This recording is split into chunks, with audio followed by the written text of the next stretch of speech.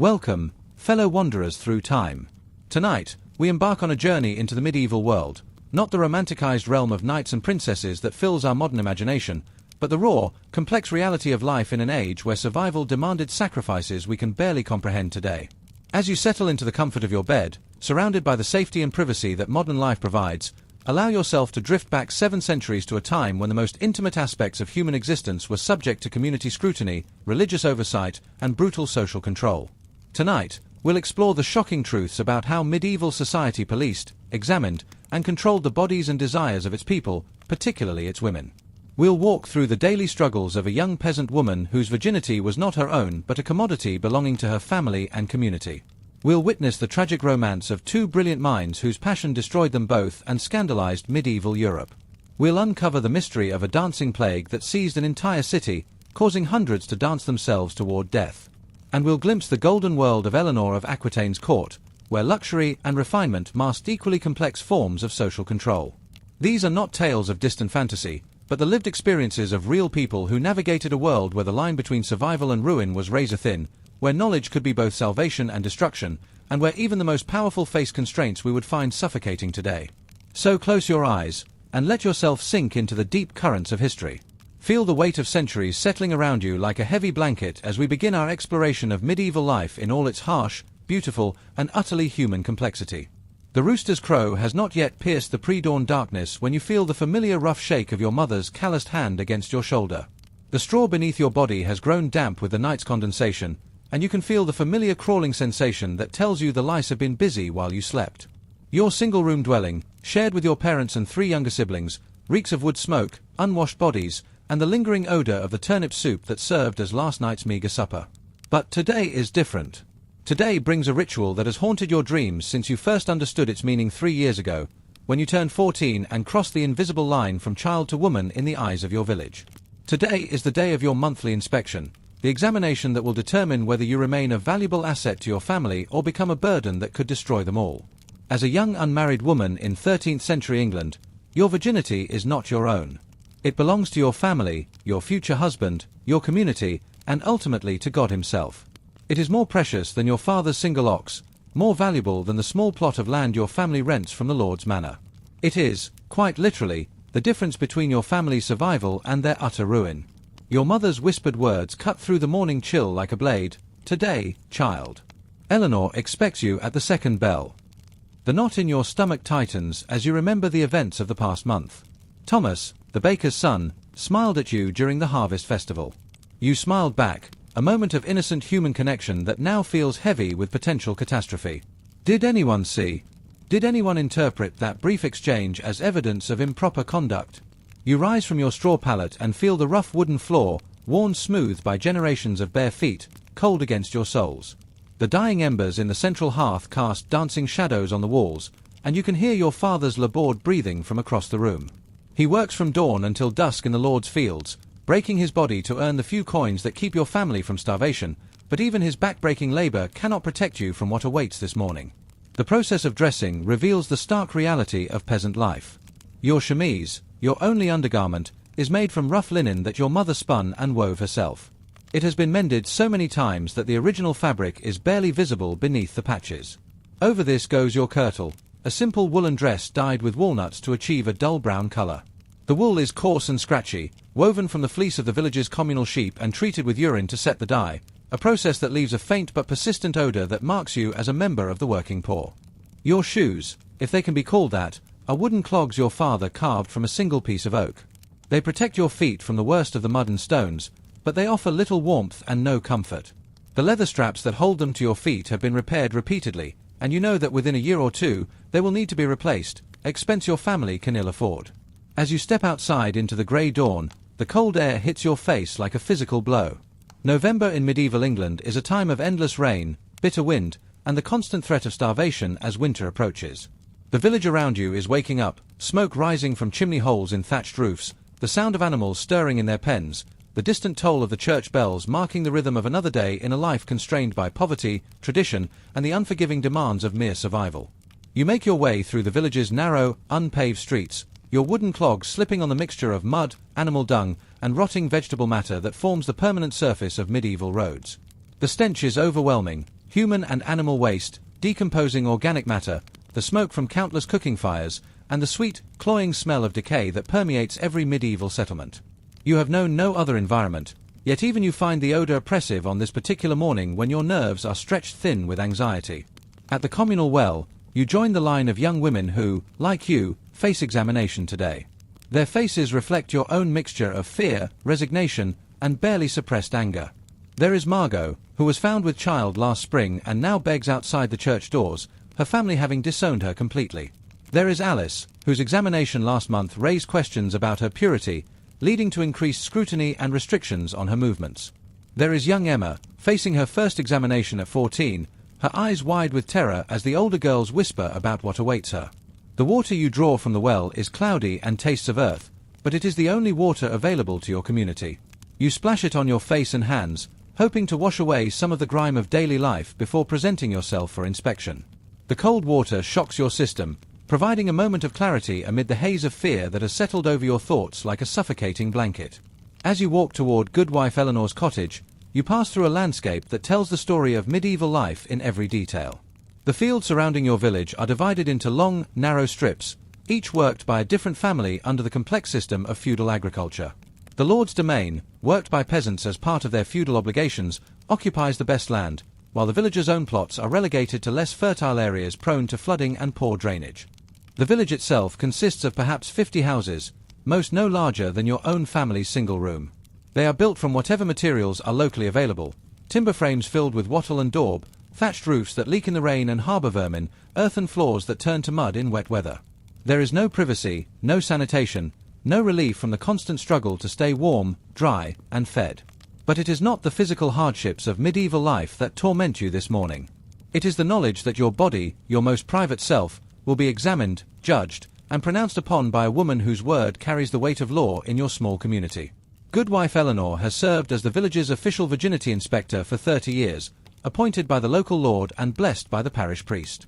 Her examinations determine which girls are suitable for marriage, which families can negotiate advantageous matches, and which young women will be cast out of respectable society forever. Eleanor's cottage stands slightly apart from the others, marked by its larger size and better construction as befits her position of authority in the community. The thatched roof has been recently repaired, the timber frame shows no signs of rot, and there is even a small garden where she grows the herbs used in her examinations.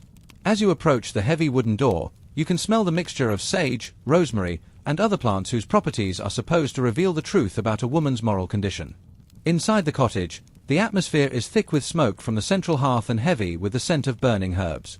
Eleanor sits behind a rough wooden table, her examination instruments laid out with the precision of a physician or priest. There are strips of linen cloth for testing, polished wooden implements whose purpose you can only guess at, and small vials containing liquids whose colors range from clear to deep amber. Eleanor herself is a woman of perhaps 50 years, her face weathered by decades of outdoor work before she achieved her current position of authority. Her grey hair is covered by a linen coif that marks her status as a respectable widow, and her wool dress, while plain, is of better quality than anything you or your family has ever owned. Her hands, which will shortly examine your most private areas, are clean but rough from years of manual labor. "Remove your kirtle and chemise from the waist down," Eleanor commands without looking up from her preparation. Her voice carries the authority of someone accustomed to unquestioning obedience, and you know that hesitation or protest would only invite suspicion about your moral character. With trembling hands, you comply, folding your garments and placing them on a wooden stool while trying to maintain some semblance of dignity in this utterly degrading situation. The physical examination that follows is invasive beyond anything you could have imagined. Eleanor's hands, cold and rough, probe and manipulate your most intimate areas while she mutters observations under her breath. She examines you both externally and internally, using wooden implements that cause discomfort and sometimes pain. She holds up blooded cloth to the candlelight, studying it with the intensity of a scholar examining a precious manuscript. But the physical examination is only the beginning of your ordeal. Eleanor begins her interrogation, each question designed to uncover any sign of moral corruption or sexual experience. Have you been alone with any man? Have you experienced dreams of carnal knowledge? Have you touched yourself in ways that might compromise your purity? Have you felt stirrings of lust when looking at men in the village? Each question feels like a trap, because you know that even honest answers can be twisted into evidence of moral failing. When you admit to having dreamed about Thomas, Eleanor makes a note on her precious piece of parchment. When you described the strange feelings you experienced when you accidentally saw the blacksmith working shirtless in the summer heat, she asks detailed questions about the nature of those feelings and whether you acted upon them in any way. The questioning extends beyond your own behavior to encompass your entire family history. Eleanor asks about your mother's reputation, your grandmother's conduct, and even your great-grandmother's alleged indiscretions. In medieval society, moral corruption is believed to be hereditary, passed down through the female line like a curse that cannot be escaped through good behavior or pure intentions. Your great-grandmother's rumored affair with a traveling merchant, a story you are not even sure is true, becomes part of your permanent record. The fact that your aunt was born only 7 months after her parents' wedding is noted as evidence of moral weakness in your bloodline. Every whisper, every piece of village gossip, every unsubstantiated rumor becomes part of the complex calculation that will determine your social worth. As the examination continues, you become acutely aware of how this process reduces you from a complete human being to a single characteristic, the state of your hymen and the assumed purity it represents. Your intelligence, your kindness, your skill at spinning and weaving, your devotion to your family. None of these qualities matter in the face of Eleanor's clinical assessment of your virginity. Finally, after what feels like hours but is probably only minutes, Eleanor makes her pronouncement, virgin, but willful. Requires close watching. You should feel relief that you have passed the examination, but instead you feel a crushing weight of increased scrutiny settling upon your shoulders. The word willful will follow you for months or even years, marking you as someone who requires additional supervision and more frequent examinations. As you dress and prepare to leave Eleanor's cottage, she provides detailed instructions about your future conduct. You are forbidden from walking alone anywhere in the village, even to the well or the church. You must not speak to any man without the presence of a family member or other witness. You are prohibited from singing or humming in public, as such displays of joy might be interpreted as evidence of improper thoughts or behavior. These restrictions are not temporary punishments but permanent alterations to your life that will remain in place until you marry, and perhaps even beyond. Your willful designation means that your future husband will be warned about your supposedly rebellious nature, potentially affecting both the quality of match your family can arrange and the treatment you can expect within marriage. As you walk home through the village streets, you notice how differently people look at you. The older women nod approvingly. Your continued virginity reflects well on the entire community and validates their system of moral surveillance. But you also see the calculating looks from families with unmarried sons, evaluating whether your confirmed purity outweighs the concerns raised by Eleanor's willful designation. The economic implications of your examination results become clear as you observe the village's social dynamics. Your family's ability to negotiate a favorable marriage contract depends heavily on your reputation for purity and compliance.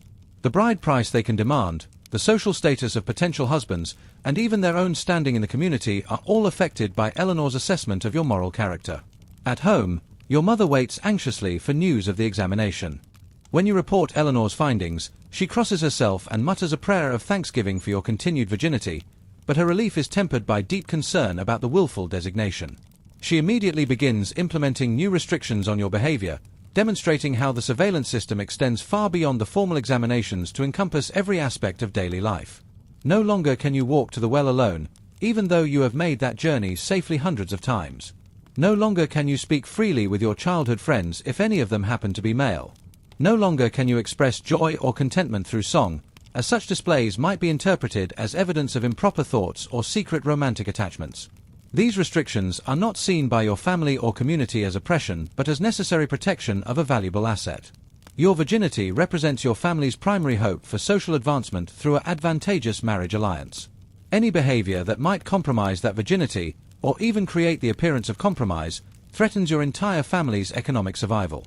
As evening falls and you lie down on your straw pallet, surrounded by the familiar sounds and smells of your one-room home, you understand with crystal clarity that your body does not belong to you. It belongs to your family, who must protect its value in the marriage market. It belongs to your future husband, who will have the right to examine and judge it on your wedding night. It belongs to your community, which has the right to monitor and control it through monthly inspections. You close your eyes and try to sleep, knowing that tomorrow will bring another day of careful navigation through a world where a woman's worth is measured by her physical purity and moral compliance. Every step you take, every word you speak, every glance you exchange with another person is weighed against the precious commodity of your virginity. In medieval society, you are not a person who happens to possess virginity. You are virginity with a person attached, and that distinction shapes every moment of your existence. The examination you endured today is not an aberration but a fundamental feature of a system that reduces women to their reproductive potential and sexual purity, denying them agency over their own bodies and destinies.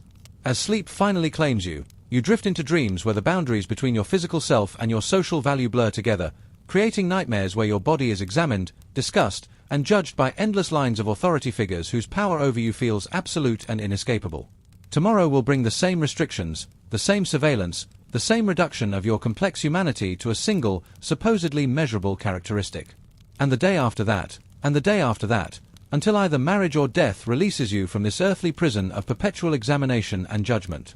Such was the shocking truth about virginity in the Middle Ages, not merely a personal characteristic, but a commodity owned by others, policed by the community, and defended at the cost of individual freedom and dignity. The medieval obsession with female purity created a system of surveillance and control that penetrated into the most intimate aspects of women's lives, leaving no space for privacy, autonomy, or self-determination. As we drift away from the harsh realities of peasant life, imagine yourself transported to the intellectual heart of medieval Europe, the bustling streets of 12th century Paris, where the sound of Latin debates echoes through narrow cobblestone passages and the scent of parchment and ink mingles with the aroma of fresh bread from countless bakeries. Here, in the shadow of the rising Notre Dame Cathedral, a love story was about to unfold that would scandalize an entire continent and challenge everything medieval society believed about desire, learning, and the proper relationship between men and women. The year is 1115, and the morning sun filters through the wooden shutters of a fine house near the cathedral schools, illuminating a man who believes himself master of his own destiny. Peter Abelard rises from his comfortable bed, a luxury few can afford, and prepares for another day of intellectual conquest in a world that hangs on his every word. At 36, Abelard stands at the pinnacle of medieval academic achievement.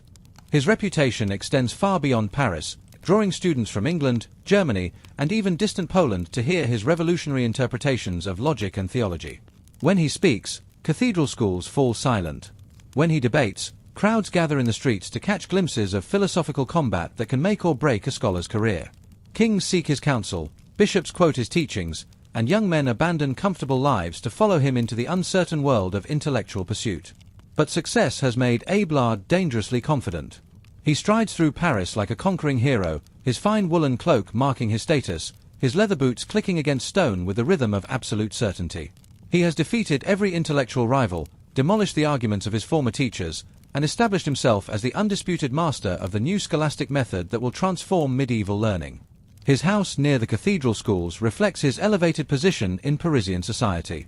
Unlike the single-room hovels of common people, Abelard's dwelling contains multiple chambers, each dedicated to a specific purpose. His study overflows with precious manuscripts, works by Aristotle, Augustine, and Boethius copied onto vellum so expensive that a single page represents weeks of a craftsman's wages.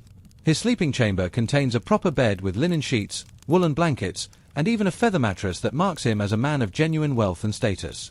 Yet for all his achievements, Abelard feels an emptiness that academic success cannot fill. He has conquered every intellectual challenge, defeated every philosophical opponent, and earned the admiration of the most learned men in Christendom.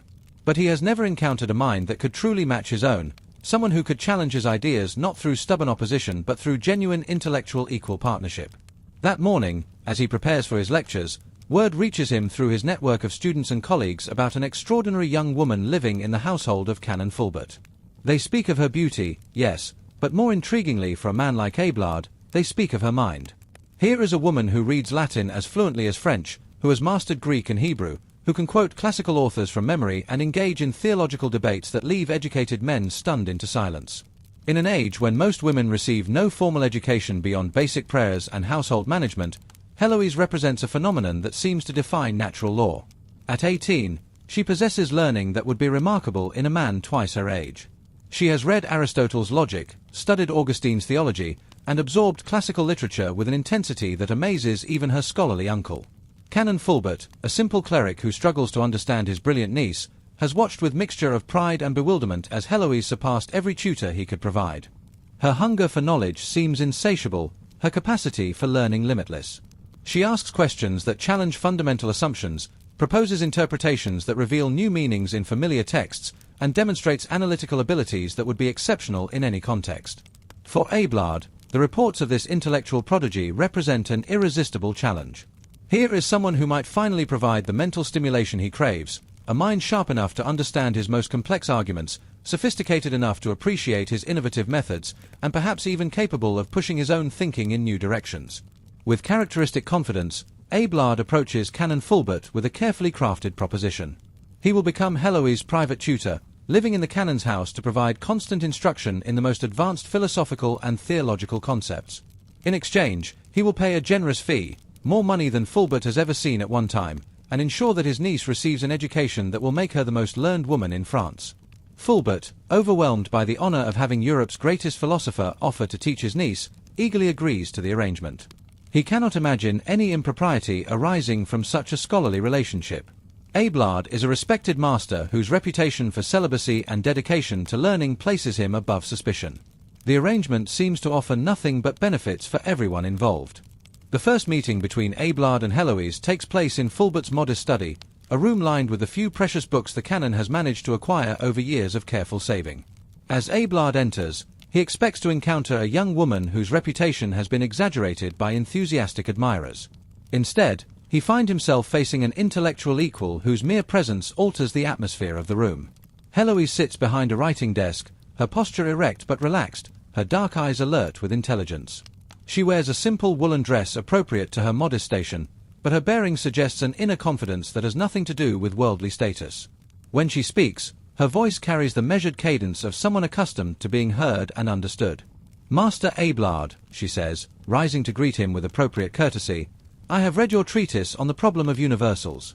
Your analysis of Porphyry's questions reveals insights that previous commentators have missed entirely." With those words, she launches into a discussion of one of medieval philosophy's most complex problems, demonstrating not merely that she has read Abelard's work, but that she understands its implications and can engage with its arguments at the highest level. She quotes not only Abelard's own writings but the classical sources on which he draws, revealing a breadth of learning that astonishes even him. But Heloise does not simply agree with everything Abelard has written. She challenges his interpretation of Augustine's concept of divine illumination, proposing alternative readings that reveal potential weaknesses in his position.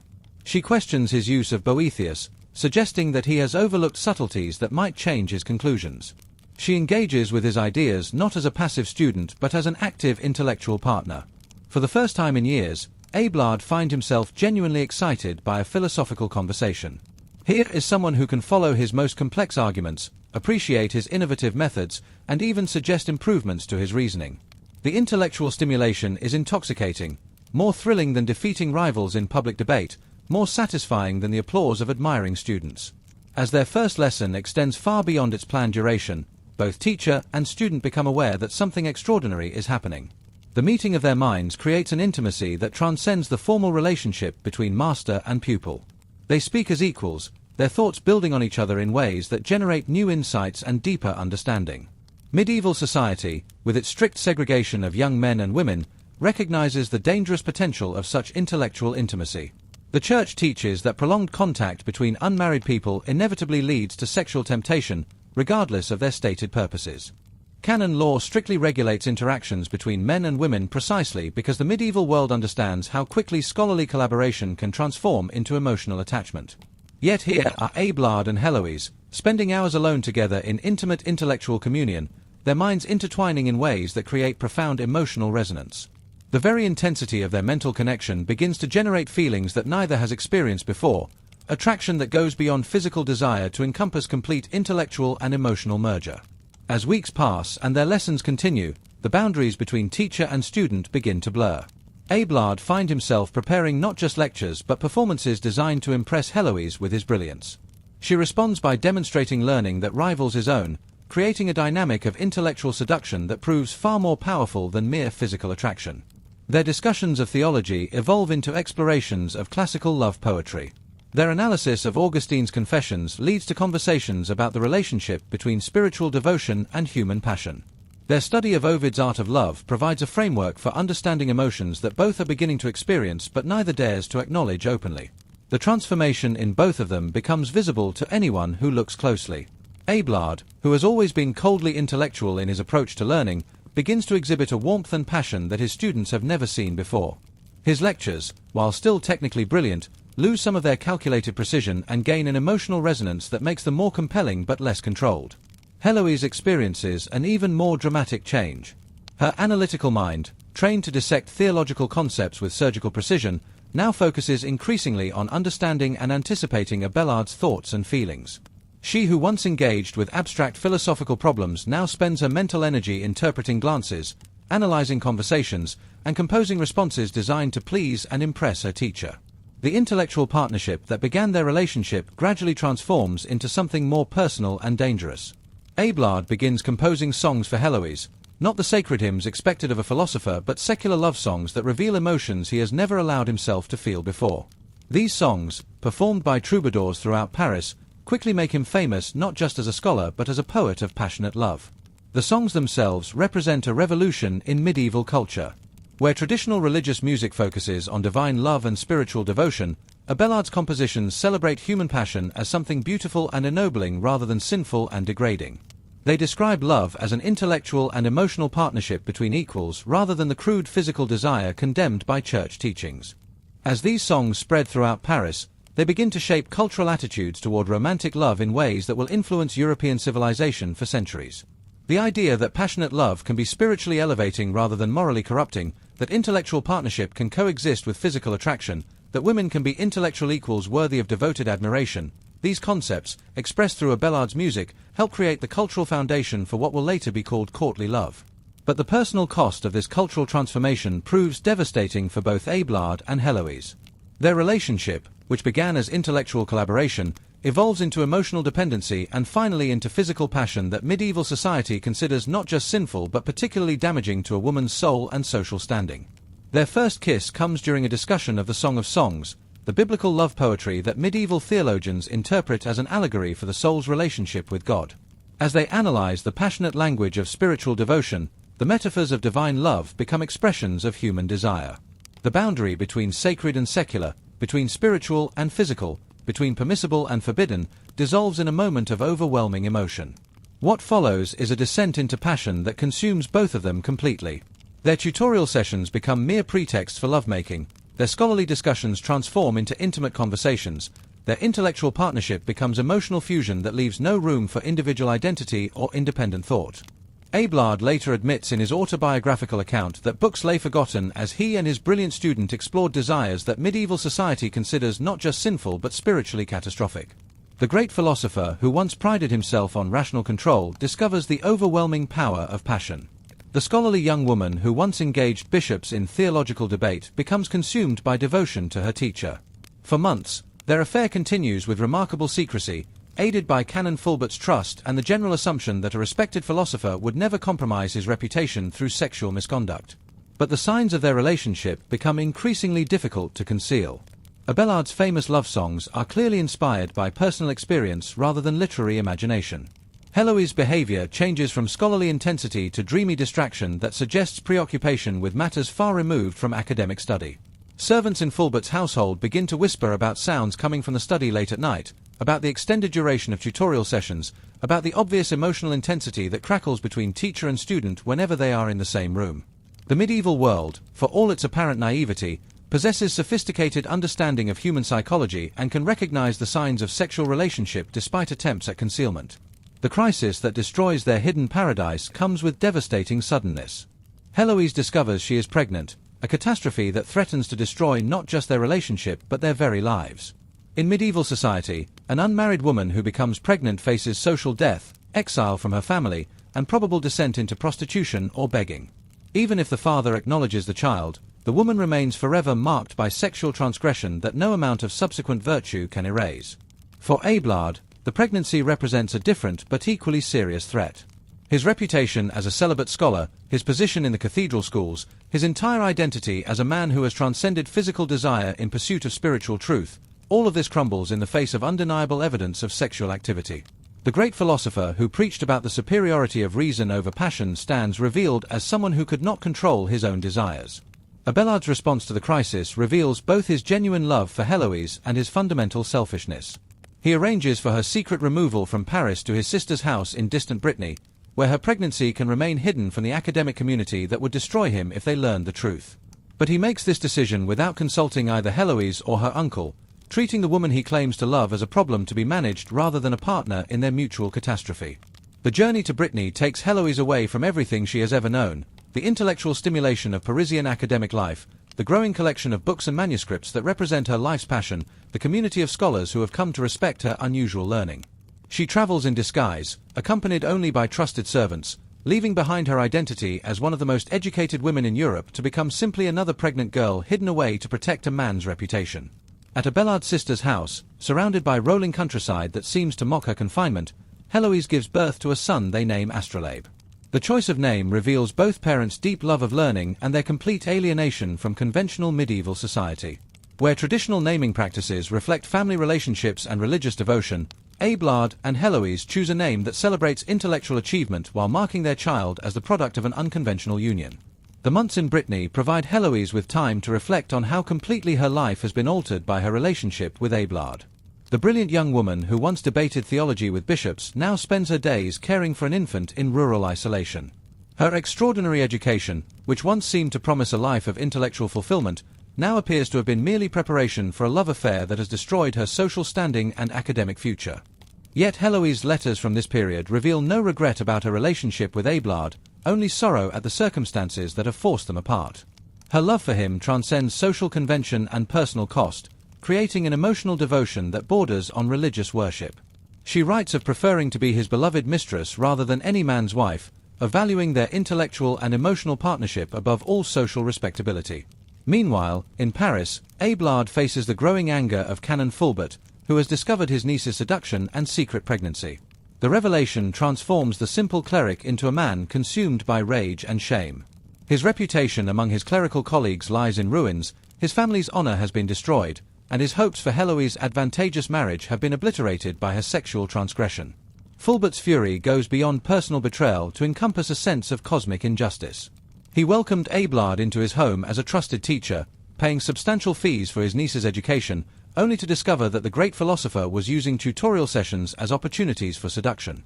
The man he honored as Europe's greatest scholar has proven to be a sexual predator who betrayed hospitality and violated trust in the most fundamental way possible. Desperate to salvage something from the catastrophe, Abélard proposes a solution that he believes will satisfy everyone's honor while preserving his academic career. He will marry Héloïse secretly, legitimizing their relationship and their child while maintaining his public reputation as a celibate scholar. Medieval academic culture strongly associates marriage with moral weakness and divided loyalty, but a secret marriage might preserve his professional standing while providing some measure of social respectability for Héloïse. When Abélard travels to Brittany to propose this solution, he expects Héloïse to receive it with gratitude and relief. Instead, he encounters passionate opposition that reveals the depth of her intellectual honesty and her profound understanding of the contradictions inherent in his plan. She argues against marriage with the same logical precision she once applied to theological problems, demonstrating that their proposed solution will create more problems than it solves. How can Abélard maintain his position as a celibate philosopher while living with a wife? How can she fulfill her role as a scholar's companion while pretending their relationship does not exist? How can they raise their son in a secret marriage that denies his legitimacy even as it supposedly provides it? These questions reveal fundamental contradictions that no amount of careful planning can resolve. More importantly, Héloïse recognizes that marriage will transform their extraordinary intellectual and emotional partnership into an ordinary domestic relationship governed by conventional expectations.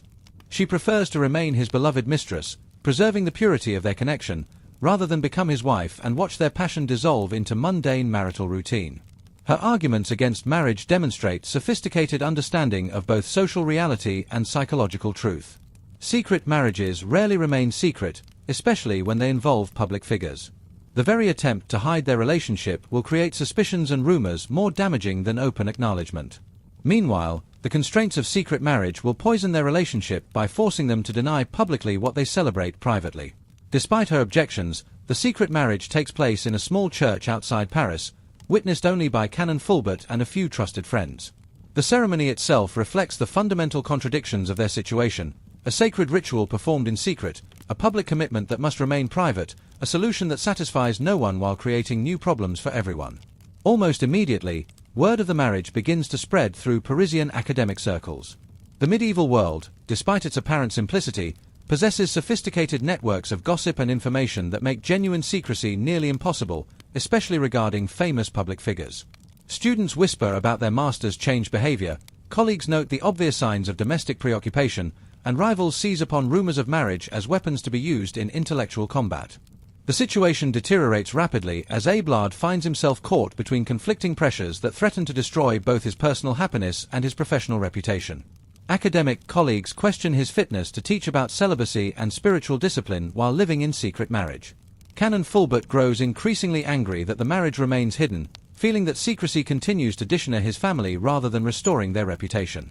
In desperation, Abelard makes the decision that will define the rest of both their lives. He convinces Heloise to enter a convent, becoming a nun to remove herself from the center of the growing scandal. This solution will allow him to claim that their marriage has been dissolved by her religious vocation, restoring his reputation as a celibate scholar while sacrificing her freedom and happiness to protect his career. Heloise's agreement to become a nun represents the ultimate sacrifice of her brilliant mind and passionate nature to protect the man she loves. At barely 20 years old, she abandons her intellectual pursuits, her relationship with her son, her hopes for a normal life, and her own deepest desires to save Abelard from the consequences of their mutual passion. The ceremony in which Heloise takes religious vows provides one of the most poignant moments in medieval literature. She kneels before the altar wearing the simple habit of a nun, speaking words of religious devotion she does not believe while surrounded by witnesses who assume they are seeing a genuine spiritual calling. Only Abelard, watching from the back of the chapel, understands the magnitude of her sacrifice and the depth of her love for him. But Canon Fulbert and his family see Abélard's placement of Heloise in a convent as the ultimate insult, a calculated move to abandon his responsibilities while claiming moral superiority. The great philosopher who seduced an innocent girl now presents himself as someone so spiritually advanced that his wife has chosen religious life over marriage to him. The hypocrisy becomes unbearable to men already pushed beyond the limits of patience and forgiveness. Their revenge, when it comes, matches the magnitude of the dishonor they feel Abelard has brought upon their family. On a dark night in 1118, hired thugs break into Abélard's house and castrate him in his bed, a brutal attack intended not just as punishment but as symbolic justice that destroys the source of his sexual power and ensures he can never again seduce another man's daughter. The castration represents more than physical mutilation. It constitutes the complete destruction of Abélard's identity as a virile intellectual who could transcend ordinary moral constraints through the power of his brilliant mind. The attack reduces him to a damaged man whose body bears permanent witness to his moral failure and whose future lies not in secular philosophy but in religious life. The aftermath of the attack forces Abélard's entry into monastic life, transforming the great secular philosopher into a monk whose personal experience of passion and loss gives his theological writings a depth and emotional resonance they had previously lacked. But rather than destroying him completely, his suffering creates a different kind of wisdom, understanding born of human experience rather than mere intellectual speculation. Meanwhile, Heloise's transformation from brilliant student to cloistered nun proves even more tragic and complex. Her extraordinary mind, once focused on philosophical problems and intellectual challenges, now turns inward to analyze her own spiritual condition with ruthless honesty that reveals the fundamental contradictions of her situation. Her letters, written years later when both she and Abelard have achieved positions of authority in their respective religious communities, provide an unprecedented window into medieval emotional life. These documents reveal a woman who never lost her passion for Abelard or her resentment at being forced into religious life to protect his reputation. Her spiritual struggles, her intellectual honesty about her lack of genuine religious vocation, her continued love for a man she can never openly acknowledge, all of this creates a portrait of extraordinary psychological complexity. The correspondence between Heloise and Abelard, resumed after years of forced separation, represents one of the greatest achievements of medieval literature. Her letters burn with undiminished passion and intellectual fire, while his responses reveal a man struggling to reconcile his theological beliefs with his human experience. Together, they create a dialogue between flesh and spirit, between human love and divine devotion, between personal desire and religious duty that captures the fundamental tensions of medieval civilization. Their story becomes legendary throughout medieval Europe, inspiring countless poems, songs, and stories that celebrate passionate love as something beautiful and ennobling rather than sinful and degrading. But their real legacy lies in the questions their relationship raised about the conflict between intellectual freedom and social constraint, between individual desire and community expectations, between the life of the mind and the demands of the heart. As their tale fades into the mists of history, we are left with the image of two extraordinary minds whose love for each other transcended every obstacle medieval society could place in their path, yet ultimately succumbed to forces neither brilliance nor devotion could overcome.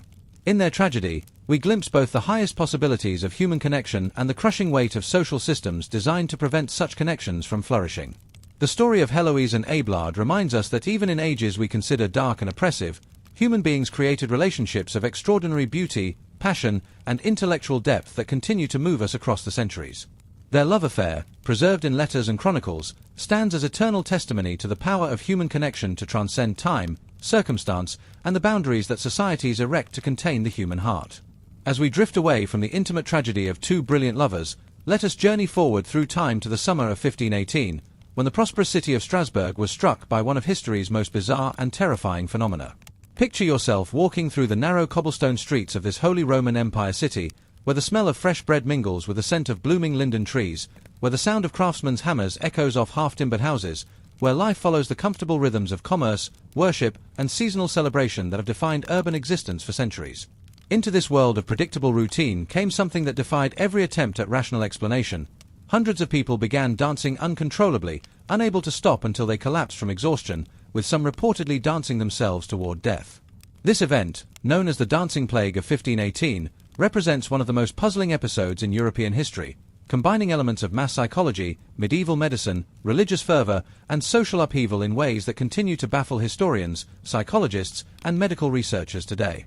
The morning of July 14th dawns like any other summer day in Strasbourg. The cathedral bells ring lauds, calling the faithful to prayer as the sun climbs over the red-tiled roofs.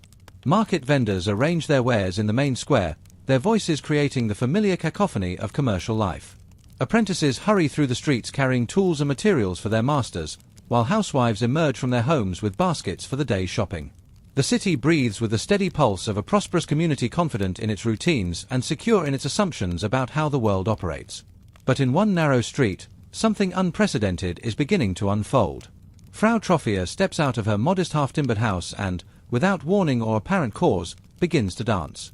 This is not the graceful, measured dancing of courtly entertainment or religious celebration that medieval society recognizes and accepts. Instead, her movements appear wild, frantic, compulsive, as if some invisible force has seized control of her body and will not release its grip. At first, her neighbors assume she has consumed too much wine or perhaps suffered some sort of temporary fit. Such things happen occasionally, and usually resolve themselves within a few hours. But as the morning progresses and Frau Troffea continues her bizarre performance, concern begins to replace amusement. Her limbs jerk and twist in patterns that appear both rhythmic and chaotic, her face contorts with what witnesses describe as a mixture of ecstasy and terror, and her breathing becomes increasingly labored as sweat pours down her body. The medieval mind, trained to find meaning in unusual events, searches for explanations rooted in familiar categories of understanding. Perhaps Frau Troffea has been possessed by demons, her body commandeered by evil spirits seeking to mock God through blasphemous parody of sacred dance. Perhaps she has been struck by divine judgment for some hidden sin, her compulsive movement serving as both punishment and warning to others who might be tempted towards similar transgressions. But as hours pass and Frau Troffea shows no signs of slowing or stopping, even these supernatural explanations begin to seem inadequate. She dances through the day, her movements growing more erratic but no less compulsive. She dances through the evening, her feet beginning to bleed as her shoes wear through from constant contact with rough cobblestones. She dances through the night, her exhausted breathing echoing through streets that should be silent with sleep. When dawn breaks on July 15th, Frau Troffea is still dancing. But now she is no longer alone. Nearly 36 others have joined her bizarre performance, their own bodies apparently seized by the same inexplicable compulsion. Men, women, and children from across the social spectrum. Wealthy merchants whose fine woolen clothing marks their prosperity, poor laborers whose patched garments tell stories of economic struggle, housewives whose calloused hands speak of endless domestic labor, apprentices whose ink-stained fingers reveal their scholarly aspirations. The sight of these diverse individuals united in compulsive movement creates a scene that challenges every assumption about social order and personal agency that defines medieval urban life. Here is a rich cloth merchant dancing beside a beggar, their difference in social status rendered meaningless by their shared affliction. Here is a respected guild master writhing uncontrollably next to a servant girl, their bodies moving in patterns that seem to follow some music audible only to them. Contemporary accounts, recorded by bewildered witnesses whose training in rhetoric and theology proves inadequate to describe what they are seeing, struggle to capture the disturbing reality of the dancers' behavior. Their movements are not coordinated or graceful but appear driven by an internal compulsion that overrides normal physical limitations and social conventions. They dance with bleeding feet, their leather shoes reduced to tatters by hours of constant movement on stone surfaces. They dance despite obvious exhaustion, their bodies trembling with fatigue yet unable to rest. They dance despite the desperate pleas of family members who try to restrain them, hold them, shake them back to normal consciousness. The dancing itself defies classification according to any familiar category. Some dancers move in wild, spinning circles, their arms flailing as if trying to grasp something invisible floating in the air around them. Others jerk back and forth in place, their bodies contorting in ways that seem to defy normal human flexibility and suggest supernatural influence. Still others leap and kick with such violence that observers fear they will injure themselves or those around them, their legs carrying them in erratic patterns that create chaos in the city's normally orderly streets. What makes the phenomenon particularly terrifying for medieval witnesses is the dancers' apparent retention of consciousness combined with their complete inability to control their actions. They seem fully aware of their surroundings, recognizing family members and responding to questions, yet utterly powerless to stop moving. Some cry out for help even as their bodies continue the compulsive motion, their voices carrying a desperation that breaks the hearts of those who love them but cannot provide relief. Family members report conversations with afflicted relatives who beg to be freed from their compulsive movement yet seem powerless to cease dancing even for a moment. Children dance while tears stream down their faces, their small bodies exhausted by movement they cannot control. Elderly people dance despite obvious pain, their aged joints protesting against demands that would challenge healthy young adults. As word of the dancing plague spreads throughout Strasbourg and beyond, the city's authorities find themselves facing a crisis unlike anything in their experience or training. The Holy Roman Empire in 1518 is experiencing unprecedented upheaval as the Protestant Reformation challenges traditional Catholic authority. Economic hardship creates social unrest throughout German-speaking territories, and political conflicts between emperor and princes threaten the stability of centuries-old institutions. The last thing civic leaders need is a mysterious plague that defies rational explanation and creates public disorder in the city's commercial heart. The initial response of Strasbourg City Council reflects the medical understanding of the early 16th century, a complex mixture of classical Greek theories, medieval Arabic learning, and practical folk wisdom accumulated over centuries of treating various ailments. Consulting with the city's most respected physicians, they diagnose the condition as a hot blood disorder caused by an excessive heat in the dancers' bodies and brains. This diagnosis follows logically from prevailing medical theory, which attributes most illnesses to imbalances in the four bodily humors: blood, phlegm, yellow bile, and black bile. The prescribed treatment seems reasonable according to contemporary medical understanding. The afflicted individuals need to dance out the excessive heat that is driving their compulsive behavior. Just as a fever patient might be encouraged to sweat out illness, or a melancholic person might be urged to purge excess black bile, the dancing plague victims should be encouraged to continue their movement until the hot blood causing their condition is exhausted and normal humoral balance is restored. This medical logic leads to a decision that proves catastrophic for everyone involved. Rather than attempting to restrain the dancers or cure their condition through rest and restraint, the authorities decide to facilitate and encourage more dancing. They construct a wooden stage in the city's main square, hire professional musicians to play continuously, and create an official framework for what they hope will be a systematic cure for the mysterious affliction. The stage itself becomes a focal point for the growing madness. Built from oak planks and elevated above the cobblestone square, it provides a space where the afflicted can dance without injury from rough stones or interference from normal commercial activity. Professional musicians, summoned from throughout the region and paid generous fees from the city's treasury, take their places around the platform with lutes, drums, pipes, and other instruments capable of producing the rhythmic music that authorities believe will help regulate the dancers' movements.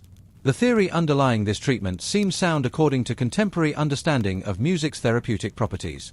Medieval medicine recognizes music as a powerful tool for treating various ailments, particularly those involving mental or emotional disturbance. The right melodies, played at the proper tempo, should be able to impose order on chaotic movement, gradually slowing the dancers' frantic motions until they can return to normal behavior. Instead, the music appears to intensify the dancing mania exponentially. As soon as the musicians begin playing, the existing dancers respond with increased vigor, their movements becoming more violent and erratic rather than more controlled and measured. Even more disturbing, the number of afflicted individuals begins to grow rapidly, as if the combination of music and mass movement creates conditions that spread the compulsive dancing to previously unaffected people. Within days, the number of dancers swells from dozens to hundreds. Citizens who had come to the square as curious observers find themselves unable to resist joining the compulsive movement. The music seems to exert an almost hypnotic influence, drawing listeners into the chaotic dance despite their conscious desire to remain uninvolved. Professional musicians report feeling an overwhelming urge to play faster and faster, as if the dancing crowd somehow controls their tempo and rhythm. The scene in Strasbourg's main square becomes increasingly surreal and disturbing as summer heat intensifies the physical toll of constant movement. Hundreds of people dance in a chaotic mass, their individual movements creating collective patterns that seem to pulse and flow like a single organism. The dust raised by countless feet creates clouds that hang in the still air, while the sound becomes overwhelming, not just the hired musicians' increasingly frantic playing, but the constant shuffling and stamping of feet, the heavy breathing of exhausted dancers, the cries and moans of those caught in compulsive motion they cannot escape. Normal civic life grinds to a halt as citizens abandon their usual activities to watch the unprecedented spectacle. Markets close as vendors join either the dancers or the crowd of fascinated observers. Workshops sit idle as craftsmen find themselves unable to concentrate on their trades while such extraordinary events unfold outside their doors. Religious services become poorly attended as even the faithful find themselves drawn to the square where human behavior has apparently transcended all familiar categories. Professional musicians, initially hired to provide therapeutic assistance, find themselves reluctant participants in the growing madness. Many report experiencing an irresistible compulsion to continue playing even when their fingers begin to bleed from constant performance. The music itself seems to evolve beyond their conscious control, taking on rhythms and intensities that surprise even experienced performers. Some musicians claim they cannot stop playing, their instruments seemingly fused to their hands by supernatural force that mirrors the dancer's inability to cease movement. As the dancing continues day after day, the physical toll on the afflicted becomes increasingly severe and visible. Their feet, worn raw by constant movement on stone surfaces, leave trails of blood that stain the cobblestones and create a macabre pattern across the square. Many dancers collapse repeatedly from dehydration and exhaustion, only to resume dancing as soon as they regain consciousness, as if the compulsive movement operates independently of their physical capacity to sustain it. Contemporary chronicles, written by clerks and scholars whose education emphasized careful observation and accurate record-keeping, document reports of deaths from heart attacks, strokes, and simple physical exhaustion. While the exact number of fatalities remains disputed by modern historians, the medieval sources agree that the dancing plague claimed lives, transforming a mysterious medical condition into a genuine public health crisis that threatens the stability of an entire urban community. The sight of people literally dancing themselves toward death creates a climate of terror and bewilderment that permeates every aspect of life in Strasbourg. Citizens live in constant fear that they or their loved ones might suddenly be seized by the compulsive dancing. Families keep careful watch over members who show any signs of unusual behavior, while parents restrict their children's movements to prevent exposure to whatever force is causing the plague. Religious authorities, trained in theology and pastoral care but unprepared for mass psychotic episodes, interpret the dancing plague through familiar frameworks of medieval Christian understanding. Some see it as divine punishment for the city's collective sins, perhaps related to the growing influence of Protestant reformers who challenge traditional Catholic teaching. Others interpret it as demonic possession on an unprecedented scale, evidence that Satan has launched a direct attack on a faithful Christian community. The Catholic Church's response becomes complicated by the ongoing Protestant Reformation, which has created religious uncertainty throughout German-speaking regions of the Holy Roman Empire. Some Catholic leaders argue that the dancing plague demonstrates what happens when traditional religious authority is challenged and communities abandon time-tested spiritual practices. Protestant reformers counter that the plague reveals the corruption of Catholic ritual and the need for more authentic approaches to Christian worship and community life. These theological debates add another layer of tension to an already volatile situation, as religious differences become entangled with medical theories and civic policy in ways that make coherent response increasingly difficult. Citizens find themselves choosing sides not only about how to treat the dancing plague but about fundamental questions of religious authority and spiritual practice that will shape European civilization for centuries to come. Folk remedies and superstitious cures proliferate as desperate families seek ways to help their afflicted relatives through methods that lie outside official medical and religious frameworks. Some attempt to break the dancing compulsion through shock therapy, dousing dancers with cold water, creating loud noises designed to startle them back to normal consciousness, or inflicting physical pain intended to override the mysterious force controlling their movement. Others turn to traditional folk magic, seeking assistance from wise women and village healers whose knowledge derives from centuries of practical experience rather than formal medical training. These practitioners offer explanations rooted in older systems of understanding that predate both Christian theology and classical medical theory, suggesting that the dancers have been cursed by angry spirits, have violated sacred spaces, or have consumed substances that open their minds to supernatural influence. The ergot theory, proposed by some folk healers and later adopted by modern historians, suggests that contaminated grain might be responsible for the dancing plague. Ergot, a fungus that occasionally infects rye crops, contains compounds similar to LSD that can cause hallucinations, convulsions, and behavior that resembles the dancing plague symptoms. This explanation appeals to people seeking natural rather than supernatural causes for the mysterious affliction. Local economic impacts become severe as the dancing plague disrupts normal commercial activity for weeks. With hundreds of people unable to work and the city's main square occupied by dancing and music rather than trade, Strasbourg's prosperity suffers measurably. Families lose income as breadwinners dance uncontrollably, while the city spends enormous sums hiring musicians, constructing stages, and attempting to provide medical care for the afflicted. The cost of managing the crisis strains municipal resources and forces authorities to make difficult decisions about how much public money should be devoted to treating a condition that no one understands. Guild masters complain about disruption to their trades, merchants worry about damage to the city's commercial reputation, and tax collectors struggle to maintain normal revenue collection while civil order remains disrupted by the ongoing spectacle. After weeks of failed medical treatments and growing social disruption, Strasbourg's authorities finally abandon secular approaches in favor of religious solutions. They organize a pilgrimage to a shrine dedicated to Saint Vitus, a Christian martyr traditionally associated with dancing disorders and similar ailments. This decision represents both a desperate attempt to find effective treatment and an acknowledgement that the medical science of their era proves inadequate to explain or cure the mysterious phenomenon. The pilgrimage to Saint Vitus's shrine, located in a small village outside Strasbourg, provides the framework for what will prove to be the end of the dancing plague. As the afflicted are carried or led away from the city to the religious site, many gradually stop dancing, their compulsive movement subsiding as they remove themselves from the environment where their condition first developed and intensified. Whether this improvement results from the change of environment, the psychological effect of religious ritual, simple physical exhaustion, or some combination of these factors, the compulsive dancing that has gripped Strasbourg for weeks finally begins to subside. The pilgrimage succeeds where medical treatment failed, though the reasons for its effectiveness remain as mysterious as the original outbreak. The dancing plague of 1518 was not an isolated incident in European history, but part of a pattern of similar outbreaks that occurred throughout the medieval and early modern periods. Earlier dancing plagues provide crucial context for understanding the Strasbourg events and suggest that such phenomena result from underlying social and psychological conditions rather than purely medical or supernatural causes.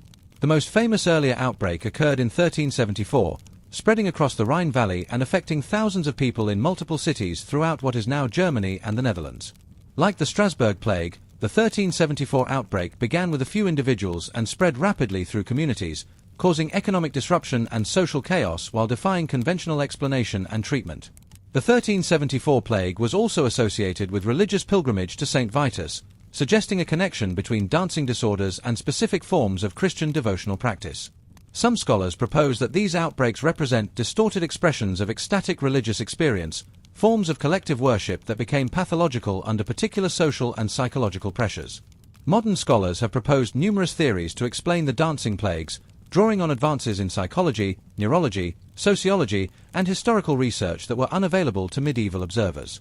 The mass hysteria theory suggests that the dancing represents a form of collective psychological breakdown triggered by severe social stress, religious uncertainty, and economic hardship that characterized the early 16th century. The neurological explanation focuses on the possibility that malnutrition, psychological trauma, and extreme stress could trigger seizure-like episodes that manifest as compulsive movement. This theory gains support from the observation that dancing plagues typically occurred during periods of social and economic crisis, when populations might be particularly vulnerable to stress-related disorders that affect the nervous system. Some researchers emphasize the social and cultural context of dancing plagues, noting that they occurred during periods when traditional authority structures faced challenges and established social hierarchies became unstable. The Protestant Reformation created religious uncertainty that may have contributed to psychological conditions making mass hysteria more likely, while economic changes disrupted traditional patterns of life and work. Recent historical research has highlighted the role of gender in dancing plague outbreaks, noting that women were disproportionately affected by these episodes.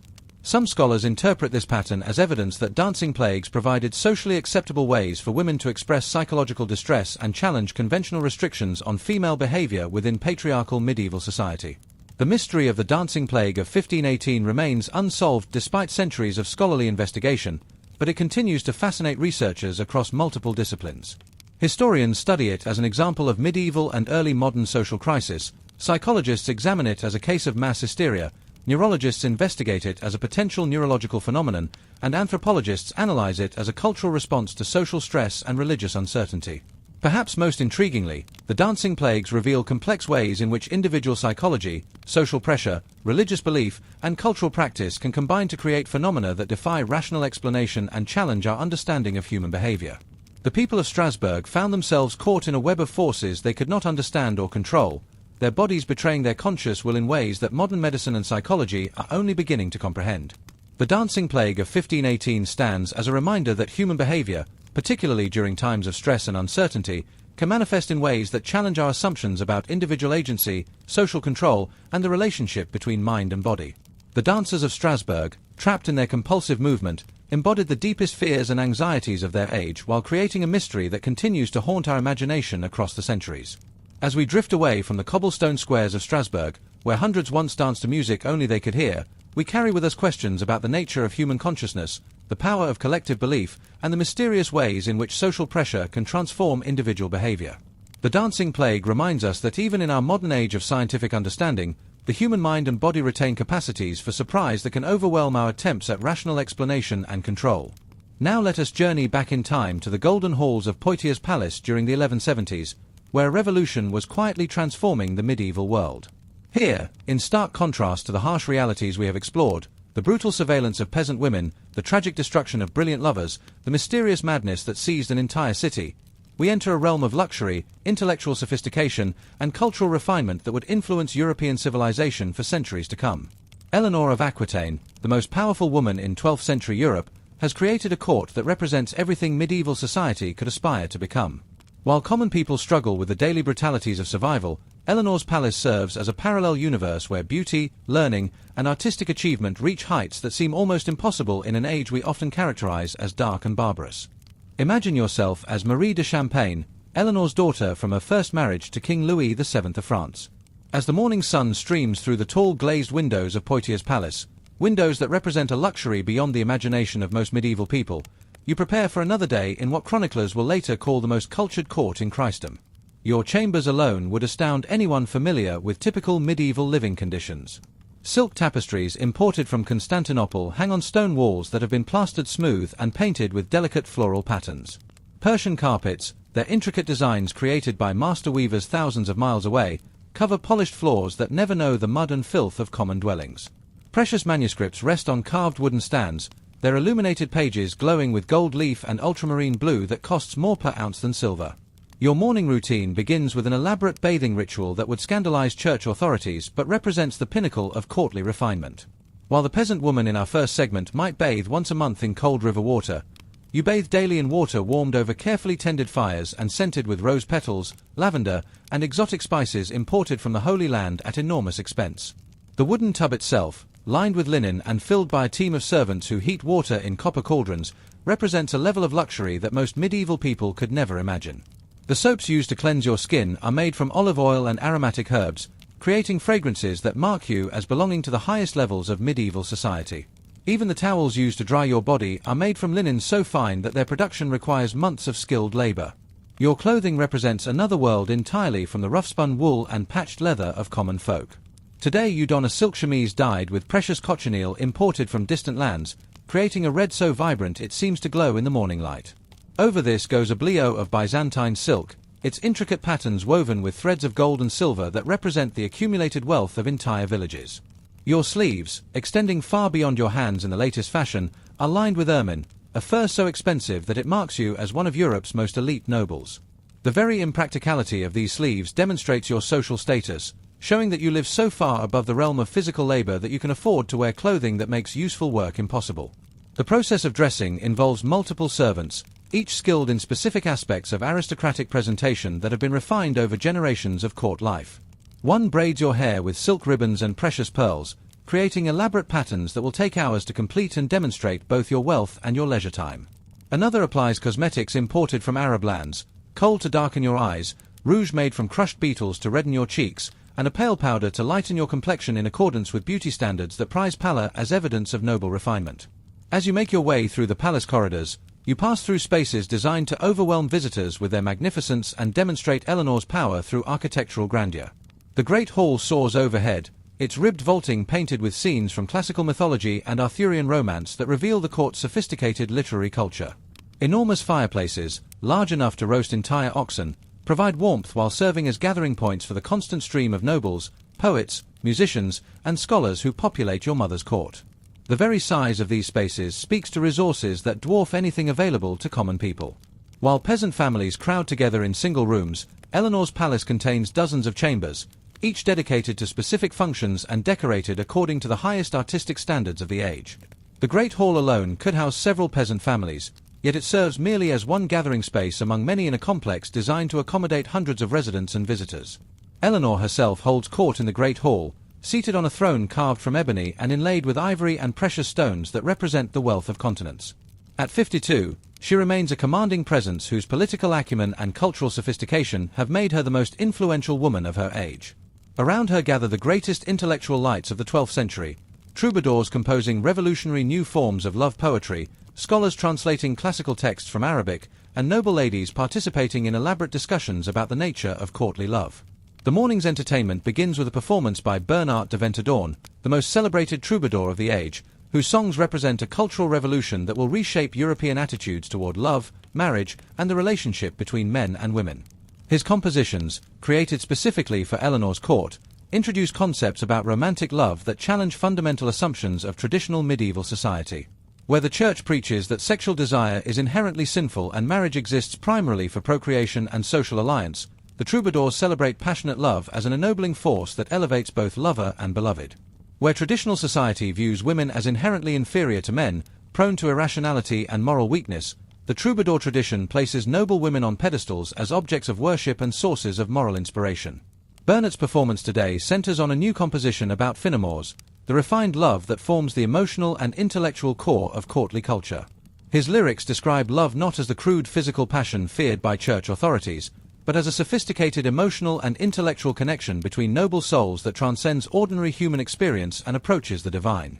The beloved lady in his songs appears not as a temptress leading men to damnation, but as an inspiring figure whose beauty and virtue motivate her suitor to achieve greater heights of courage, courtesy, and moral refinement. This elevation of feminine virtue and wisdom represents a fundamental challenge to established gender hierarchies that will influence European culture for centuries. The revolutionary nature of these ideas cannot be overstated when considered against the backdrop of traditional medieval attitudes. The same society that subjects peasant women to monthly virginity examinations and treats female sexuality as a dangerous force requiring constant surveillance here celebrates women as sources of spiritual inspiration and moral guidance. The contrast reveals the complex ways in which social class shapes gender relations and the possibilities available to women in different circumstances.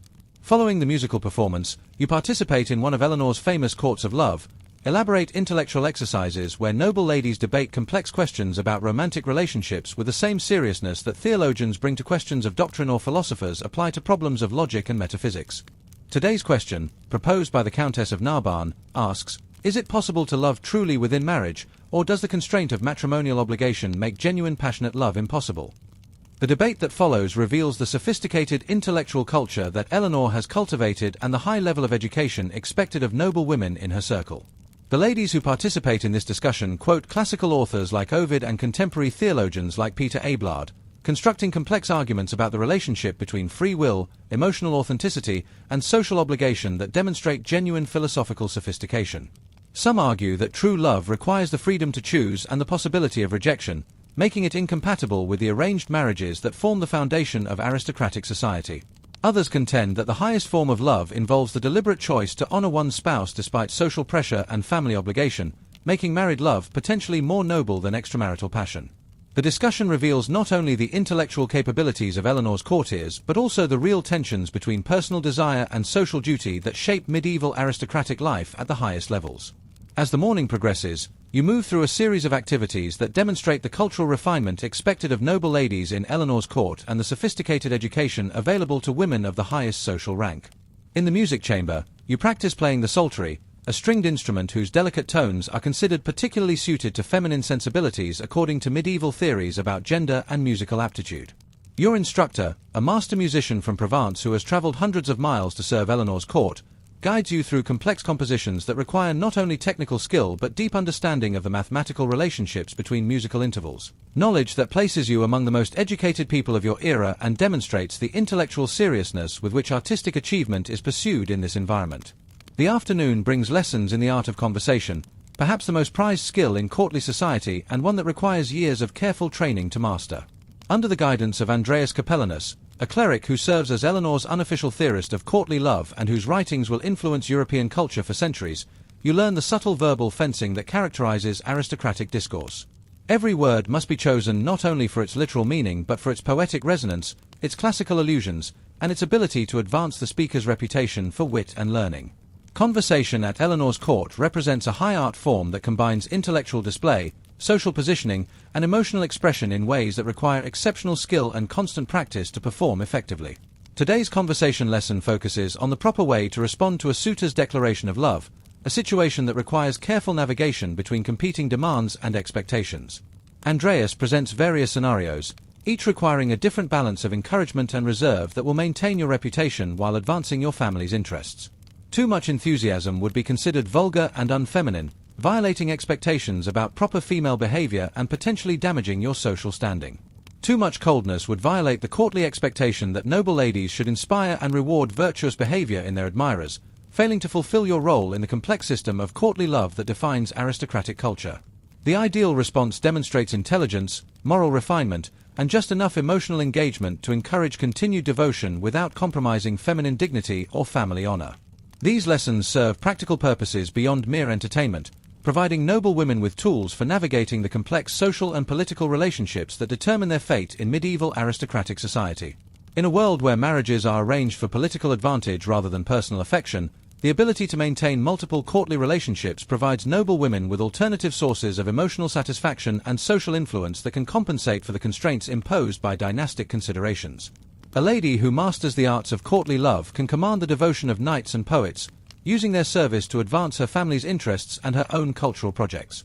The Palace Library, Eleanor's particular pride and one of the finest collections of books in medieval Europe, contains treasures that would be unimaginable in most contemporary contexts. Manuscripts copied by the finest scribes contain works by classical authors, Virgil, Ovid, Cicero, alongside contemporary romances and philosophical treatises that represent the cutting edge of 12th century intellectual life.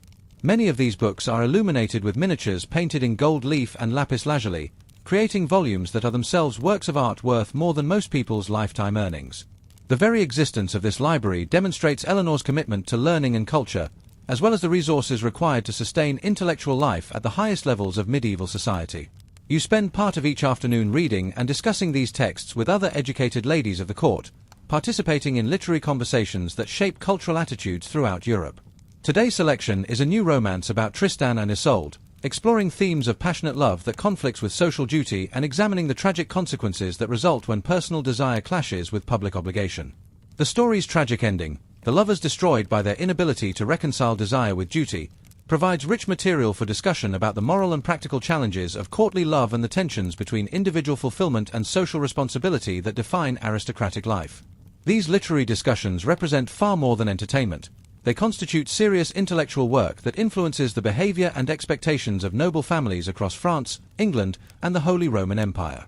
Concepts of chivalric duty, feminine virtue, and the relationship between love and marriage that emerge from these conversations will become fundamental elements of European aristocratic culture and shape social relationships for generations to come.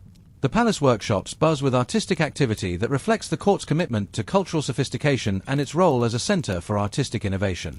Master craftsmen create objects of incredible beauty and complexity, silk textiles woven with intricate patterns that require months of skilled labor, metalwork decorated with enamel and precious stones that demonstrate technical mastery of the highest order, ivory carvings depicting scenes from classical mythology and contemporary romance that combine artistic achievement with literary sophistication.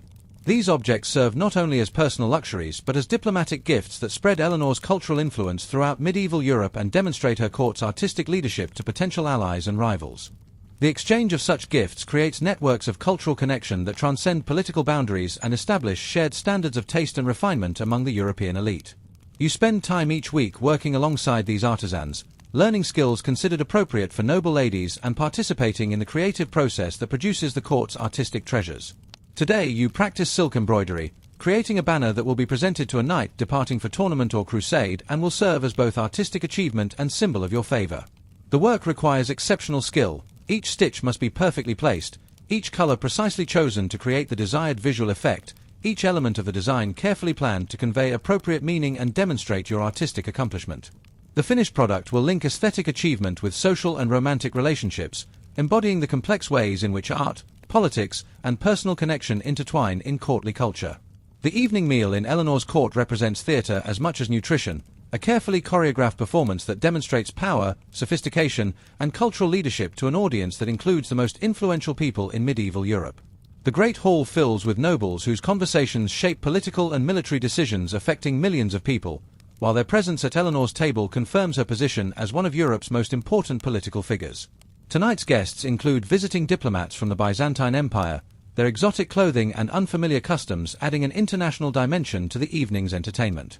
Scholars returning from Spain carry new translations of Arabic texts that will introduce European intellectuals to previously unknown works of classical antiquity and Islamic philosophy.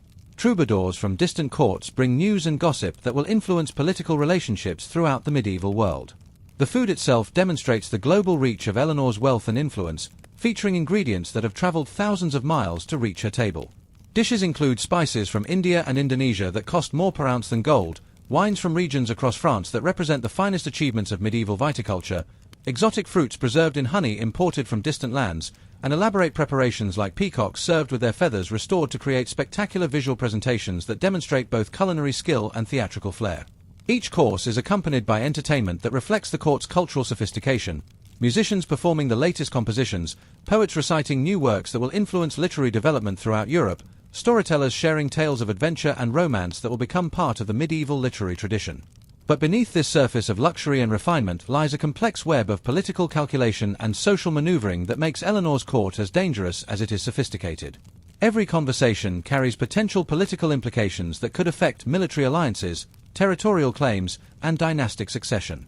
Every romantic relationship might influence the balance of power between competing noble families, while every artistic patronage decision could signal shifts in cultural and political authority. Your position as Eleanor's daughter places you at the center of these intrigues, making you both a valuable political asset and a potential target for those seeking to advance their own interests through connection to your family. Potential suitors approach not only because of your beauty and accomplishments, but because marriage to you would create valuable political connections that could determine the fate of entire regions. Their courtly protestations of devoted love must be evaluated for their political subtext, their poetic declarations analyzed for their diplomatic implications, their gifts and gestures interpreted as potential moves in larger games of power and influence that extend far beyond personal relationships. This evening, Geoffrey de Lusignan presents you with a new poem celebrating your virtues and requesting your favor for an upcoming tournament. His verses are technically accomplished and emotionally compelling, demonstrating genuine literary skill and apparent personal devotion. But you know that his family seeks to strengthen their position in Poitou through connection to Eleanor's court, and that his romantic overtures serve political purposes that extend far beyond personal affection. Your response must acknowledge his artistic achievement while avoiding commitments that might compromise your family's political flexibility or create obligations that could limit future diplomatic options. The art of courtly love provides a framework for such delicate negotiations, allowing personal relationships to serve political purposes while maintaining the fiction of romantic devotion and emotional authenticity. The tournament scheduled for next week will provide another stage for the complex performance of courtly culture, where martial prowess combines with artistic sophistication to create spectacles that entertain while serving important social and political functions. Knights will compete not only for prizes and glory but for the favor of noble ladies whose attention carries both romantic and political significance that can influence their careers and family fortunes. The elaborate rituals surrounding the tournament, the blessing of weapons, the presentation of tokens, the celebration of victors, blend military skill with cultural refinement in ways that define aristocratic masculinity and demonstrate the complex relationship between violence and civilization that characterizes medieval noble society. As night falls and the evening's entertainment draws to a close, you retire to your chambers for the final rituals of courtly life, a process that requires the assistance of multiple servants and reflects the elaborate nature of aristocratic existence at its highest levels. The removal of your elaborate costume alone takes considerable time, as each layer of silk and embroidery must be carefully handled to preserve its beauty and value. Your evening prayers, said before a portable altar decorated with gold and jewels that would ransom a small city, reflect the sophisticated theology expected of educated nobles and demonstrate the complex relationship between worldly luxury and spiritual devotion that characterizes Eleanor's court. Your devotions combine traditional Christian elements with philosophical concepts influenced by contemporary intellectual developments, creating a personal spirituality that reflects both orthodox faith and cultural sophistication. But even in the privacy of your chambers, surrounded by luxury and attended by devoted servants, you remain acutely aware that your life serves purposes beyond personal satisfaction and individual fulfillment. Your education, your accomplishments, your very existence as a cultured and sophisticated woman advance Eleanor's larger project of creating a new model of aristocratic civilization that will influence European development for centuries. Through your example and that of other ladies in the court, Eleanor demonstrates that true nobility involves more than mere military prowess and political power. It requires cultural refinement, intellectual sophistication, and moral elevation that justify aristocratic privilege and distinguish the elite from common people who lack access to such opportunities for development. The contrast with the harsh realities faced by common people during this same period could not be more stark or revealing. While the peasant woman in our first segment struggles with basic survival and faces monthly examinations that reduce her to a single physical characteristic, you enjoy intellectual freedom, artistic expression, and social influence that would be unimaginable for anyone outside the highest ranks of medieval society.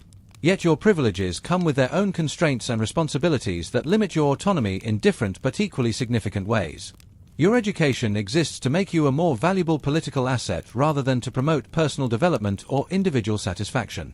Your cultural accomplishments serve to advance your family's influence rather than your own artistic goals, while your personal relationships must always be evaluated for their public implications rather than their emotional authenticity. The golden cage of Eleanor's court offers luxury and refinement that represents the highest achievements of medieval civilization, but it remains a cage nonetheless, shaped by the fundamental realities of political power and social hierarchy that govern medieval society at every level. Your freedom to pursue learning and culture comes at the cost of personal autonomy and individual choice, creating a different but equally constraining form of social control. As you drift toward sleep in your silk-draped bed, surrounded by luxury that represents the accumulated wealth of thousands of peasant families, you embody both the highest achievements and the deepest contradictions of medieval civilization. Eleanor's court has created spaces for female intellectual achievement, artistic innovation, and cultural sophistication that will influence European development for centuries to come. But these achievements rest on foundations of social inequality and political oppression that make such refinement possible for only a tiny elite, while the vast majority of humanity struggles with the brutal realities of medieval life that we explored in our earlier segments. The beauty and sophistication of courtly culture depends upon the labor and sacrifice of countless people who will never experience such luxury or have access to such opportunities. The morning will bring another day of cultural performance, intellectual engagement, and political maneuvering in the most sophisticated court of the medieval world. A daily reminder that even in ages we consider dark and barbaric, human beings created islands of beauty, learning, and refinement that continue to inspire us across the centuries, even as we recognize the costs at which such achievements were purchased.